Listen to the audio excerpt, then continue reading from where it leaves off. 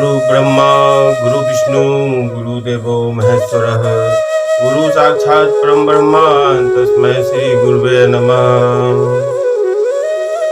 त्वमेव माता च पिता त्वमेव बन्धुश्च सखा त्वमेव विद्या द्रविणं त्वमेव सर्वं मम देवा। पिछले अध्याय में आपने सुना जय विजय को सनकादि ऋषि का शाप। सनकादि ऋषि कैसे पीछे के 6 द्वार को पार करके 7वें द्वार पे जाते हैं, वहाँ जय विजय पहरा देते रहते हैं। वो सनकादि ऋषि को जाने नहीं देते हैं, इसलिए सनकादि ऋषि उन्हें श्राप दे देते हैं। फिर विष्णु भगवान स्वयं वहाँ पहुँचते हैं और सनकादि ऋषि उनके रूपों का वर्णन करते हैं, उनके बारे में बताते हैं। अगला अध्याय है 16वां अध्याय। 16वां अध्याय में 16वां अध्याय, जिसमें जय विजय का वैकुंठ का छोड़ना, जय विजय का वैकुंठ से पतन। श्री ब्रह्मा जी ने कहा, देवगण, जब योग निष्ठ सनकादि मुनियों ने इस प्रकार स्तुति की, तब वैकुंठ निवास श्री हरि ने उनकी प्रशंसा करते हुए कहा। श्री भगवान ने कहा, मुनिगण, ये जय विजय मेरे पार्षद हैं। इन्होंने मेरी कुछ भी परवाह न करके आपका बहुत बड़ा अपराध किया है।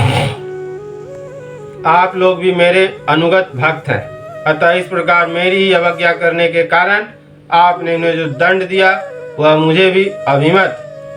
ब्राह्मण मेरे परम आराध्य हैं। मेरे अनुचरों के द्वारा आप लोगों का जो तिरस्कार हुआ है उसे मैं अपना ही किया हुआ मानता हूँ, इसलिए मैं आप लोगों से प्रसन्नता की भिक्षा मांगता हूँ। सेवकों के अपराध करने पर संसार उनके स्वामी का ही नाम लेता है। वह अपयश उसकी कृति को इस प्रकार दूषित कर देता है जैसे त्वचा को चर्म रोग दूषित कर देता है। मेरी निर्मल श्वेत सुधा में गोता लगाने से चांडाल पर्यंत सारा जगत तुरंत पवित्र हो जाता है, इसलिए मैं विकुंठ कहलाता हूँ। किंतु यह पवित्र कृति मुझे आप लोगों से ही प्राप्त हुई है, इसलिए जो कोई आपके विरुद्ध आचरण करेगा वह मेरी भुजा ही क्यों न हो, मैं उसे तुरंत काट डालूंगा। आप लोगों की सेवा करने से ही मेरी चरण रज को ऐसी पवित्रता प्राप्त हुई है कि वह सारे पापों को तत्काल नष्ट कर देती है, और मुझे ऐसा सुंदर स्वभाव मिला है कि मेरे उदासीन रहने पर भी लक्ष्मी जी मुझे एक क्षण के लिए भी नहीं छोड़ती। यद्यपि इन्हीं के लेस मात्र कृपा कटाक्ष के लिए अन्य ब्रह्मादि देवता नाना प्रकार के नियमों एवं व्रतों का पालन करते हैं, जो अपने संपूर्ण कर्म फल मुझे अर्पण कर सदा संतुष्ट करते रहते हैं। वे निष्काम ब्राह्मण ग्रास पर तृप्त होते हुए घी से तरह तरह के पकवानों का जब भोजन करते हैं, तब उनके मुख से मैं जैसा तृप्त होता हूँ, वैसा यज्ञ में अग्नि रूप मुख से यजमान की दी हुई आहुतियों को ग्रहण करके नहीं होता। योग माया का अखंड और असीम ऐश्वर्य मेरे अधीन है, तथा मेरी चरणोद करूपिणी गंगा जी चंद्रमा को मस्तक पर धारण करने वाले भगवान शंकर के सहित समस्त लोकों को पवित्र करती है। ऐसा परम पवित्र एवं परमेश्वर होकर भी मैं जिनकी पवित्र चरण रज को अपने मुकुट पर धारण करता हूँ, उन ब्राह्मणों के कर्म को कौन नहीं सहन करेगा। ब्राह्मण, दूध देने वाली गाय और अनाथ प्राणी ये मेरे ही शरीर हैं। पापों के द्वारा विवेक दृष्टि नष्ट हो जाने के कारण जो लोग इन्हें मुझसे भिन्न समझते हैं, उन्हें मेरे द्वारा नियुक्त यमराज के गृह जैसे दूत, जो संपर्क के समान क्रोधी है, जो सर्प के समान क्रोधी है, अत्यंत क्रोधित होकर अपनी चोंचों से नोचते हैं। ब्राह्मण तिरस्कार पूर्वक कटु भाषण भी करे तो भी जो उसमें मेरी भावना करके प्रसन्न चित्त से तथा अमृत भरी मुस्कान से युक्त मुख कमल से उसका आदर करते हैं, तथा जैसे रूठे हुए पिता को पुत्र और आप लोगों को मैं मनाता हूँ, उसी प्रकार जो प्रेम पूर्ण वचनों से प्रार्थना करते हुए उन्हें शांत करते हैं, वे मुझे अपने वश में कर लेते हैं। मेरे इन सेवकों ने मेरा अभिप्राय ना समझकर ही आप लोगों का अपमान किया है, इसलिए मेरे अनुरोध से आप केवल इतनी कृपा कीजिए कि इनका यह निर्वासन काल शीघ्र ही समाप्त हो जाए। ये अपने अपराध के अनुरूप अधम गति को भोग कर शीघ्र ही मेरे पास लौट आए। श्री ब्रह्मा जी कहते हैं, देवताओं, सनकादि मुनि क्रोध रूप सर्प से डसे हुए थे, तो भी उनका चित्त अंतःकरण को प्रकाशित करने वाली भगवान की मंत्रमयी सुमधुर वाणी सुनते सुनते तृप्त नहीं हुआ। भगवान की उक्त बड़ी मनोहर और थोड़े अक्षरों वाली थी, किंतु वह इतनी अर्थपूर्ण, सारयुक्त, दुर्विज्ञ और गंभीर थी कि बहुत ध्यान देकर सुनने और विचार करने पर भी वे यह न जान सके कि भगवान क्या करना चाहते हैं। भगवान की इस अद्भुत उदारता को देखकर वे बहुत आनंदित हुए और उनका अंग अंग पुलकित हो गया। फिर योग माया के प्रभाव से अपने परम ऐश्वर्य को प्रभाव प्रकट करने वाले प्रभु से वह हाथ जोड़कर कहने लगे। मुनियों ने कहा, स्वप्रकाश भगवान, आप सर्वेश्वर होकर भी जो यह कह रहे हैं वह आपने मुझ पर बड़ा अनुग्रह किया, सो इससे आपका क्या अभिप्राय है यह हम नहीं जान सकते। प्रभु, आप ब्राह्मणों के परम हितकारी हैं। इससे लोक शिक्षा के लिए आप भले ही ऐसा माने कि ब्राह्मण मेरे आराध्य देव हैं, वस्तुतः तो ब्राह्मण तथा देवताओं के भी देवता ब्रह्मादि के भी आप ही आत्मा और आराध्य देव हैं। सनातन धर्म आपसे ही उत्पन्न हुआ है। आपके अवतारों द्वारा ही समय समय पर उसकी रक्षा होती है तथा निर्विकार स्वरूप आप ही धर्म के परम गुह रहस्य हैं। यह शास्त्रों का मत है। आपकी कृपा से निवृत्ति प्रायण योगी जन सहज में ही मृत्यु रूप संसार सागर से पार हो जाते हैं। फिर भला दूसरा कोई आप पर क्या कृपा कर सकता है। भगवान, दूसरे अर्थार्थी जिन जिन की चरण रज को सर्वदा अपने मस्तक पर धारण करते हैं, वे लक्ष्मी जी निरंतर आपकी सेवा में लगी रहती हैं। सो ऐसा जान पड़ता है कि भाग्यवान भक्तजन आपके चरणों पर जो नूतन तुलसी की मालाएं अर्पण करते हैं, उन पर गुंजार करते हुए भौरों के समान वे भी आपके पाद पदों को ही अपना निवास स्थान बनाना चाहती है, किंतु अपने पवित्र चरित्रों से निरंतर सेवा में तत्पर रहने वाली उन लक्ष्मी जी का भी आप विशेष आदर नहीं करते।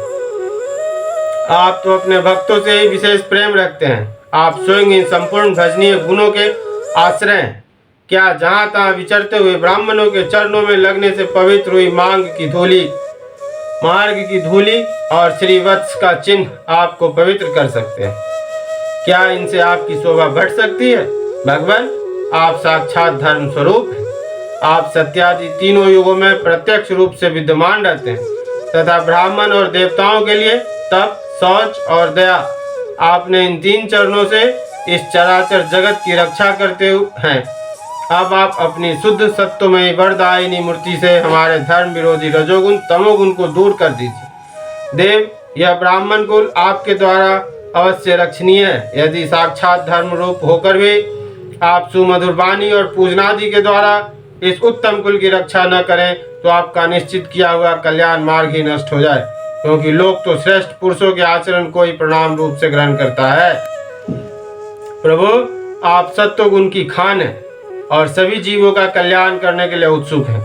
इसी से आप अपनी शक्ति रूप राजा आदि के द्वारा धर्म के शत्रुओं का संहार करते हैं, क्योंकि वेद मार्ग का उच्छेद आपको अभिष्ट नहीं है। आप त्रिलोकीनाथ और जगत प्रतिपालक होकर भी ब्राह्मणों के प्रति इतने नम्र रहते हैं, इससे आपके तेज की कोई हानि नहीं होती। यह तो आपकी लीला मात्र है। सर्वेश्वर, इन द्वारपालों को आप जैसा उचित समझे वैसा दंड दें अथवा पुरस्कार स्वरूप में इनकी वृत्ति बढ़ा दें। हम निष्कपट भाव से सब प्रकार आपसे सहमत हैं, अथवा हमने आपके इस निरपराध अनुचरों को साफ दिया है, इसके लिए हम ही को उचित दंड दें। हमें वह भी हर्ष स्वीकार है। श्री भगवान ने कहा, मुनिगण, आपने इन्हें जो साप दिया है सच जानिए वह मेरी ही प्रेरणा से हुआ है। अब ये शीघ्र ही दैत्य योनि को प्राप्त होंगे और वहाँ क्रोधावेश से बढ़ी हुई एकाग्रता के कारण सुदृढ़ योग संपन्न होकर फिर जल्द ही मेरे पास लौट आएंगे। फिर श्री ब्रह्मा जी कहते हैं, तदंतर उन मनुष्यों ने नयनाभिराम भगवान विष्णु और उनके स्वयं प्रकाश वैकुंठ धाम के दर्शन करके प्रभु की परिक्रमा की और उन्हें प्रणाम कर तथा उनकी आज्ञा पा भगवान के ऐश्वर्य का वर्णन करते हुए प्रमुदित हो वहां से लौट गए। फिर भगवान ने अपने अनुचरों से कहा, जाओ, मन में किसी प्रकार का भय मत करो, तुम्हारा कल्याण होगा। मैं सब कुछ करने में समर्थ होकर भी ब्रह्म तेज को मिटाना नहीं चाहता, क्योंकि ऐसा ही मुझे अभिमत भी है। एक बार जब मैं योग निद्रा में स्थित हो गया था, तब तुमने द्वार में प्रवेश करते हुए लक्ष्मी जी को रोका था। उस समय उन्होंने क्रुद्ध होकर पहले ही तुम्हें यह शाप दे दिया था। अब दैत्य योनि में मेरे प्रति क्रोधाकार वृत्ति रहने से तुम्हें जो एकाग्रता होगी, उससे तुम इस विप्र तिरस्कार जनित पाप से मुक्त हो जाओगे और फिर थोड़े ही समय में मेरे पास लौट आओगे। द्वारपालों को इस प्रकार आज्ञा दे भगवान विमानों की श्रेणियों से सुसज्जित अपने सर्वाधिक श्री संपन्न धाम में प्रवेश किया। वह देव श्रेष्ठ जय विजय तो ब्रह्मा साहब के कारण उस अलंघनीय भगवान धाम में ही श्रीहीन हो गए तथा उनका सारा गर्व गलित हो गया। पुत्रों, जब वे वैकुंठ लोक से गिरने लगे तब वहां श्रेष्ठ विमानों पर बैठे हुए वैकुंठ वासियों में महान हाहाकार मच गया। इस समय दिति के गर्भ में स्थित जो कश्यप जी का उग्र तेज है, उसमें भगवान के उन पार्षद प्रवरों ने ही प्रवेश किया। उन दोनों असुरों के तेज से ही तुम सबका तेज फीका पड़ रहा है। इस समय भगवान ऐसा ही करना चाहते हैं। जो आदि पुरुष संसार की उत्पत्ति, स्थिति और लय के कारण है, जिनकी योग माया को बड़े बड़े योगी जन भी बड़ी कठिनता से पार कर पाते हैं, वे सत्वादि तीनों गुणों के नियंता श्री हरि ही हमारा कल्याण करेंगे। अब इस विषय में हमारे विशेष विचार करने से क्या लाभ हो सकता है? इति श्रीमद् भागवते महापुराणे पारमहंस्यां संहितायां तृतीय स्कंदे षोडशोऽध्याय। श्री भागवत भगवान की है आरती, पापियों को पाप से है तारती। ये अमर ग्रंथ, ये मुक्ति पंथ, ये पंचम वेद निराला, नव ज्योति जलाने वाला। हरि नाम यही, हरि धाम यही, यही जग मंगल की आरती। पापियों को पाप से है तारती, श्री भागवत भगवान की है आरती। ये शांति गीत पावन पुनीत, पापों को मिटाने वाला, हरि दरस दिखाने वाला। यह सुख करनी यह दुख हरनी, श्री मधुसूदन की आरती। पापियों को पाप से है तारती, श्री भागवत भगवान की है आरती। ये मधुर बोल जग फंद खोल, सन्मार्ग दिखाने वाला, विगुरों के बनाने वाला। श्री राम यही घनश्यामी, यही प्रभु की महिमा की आरती। पापियों को पाप से है तारती, श्री भागवत भगवान की है आरती। बोलिए श्री सच्चिदानंद महाराज की जय।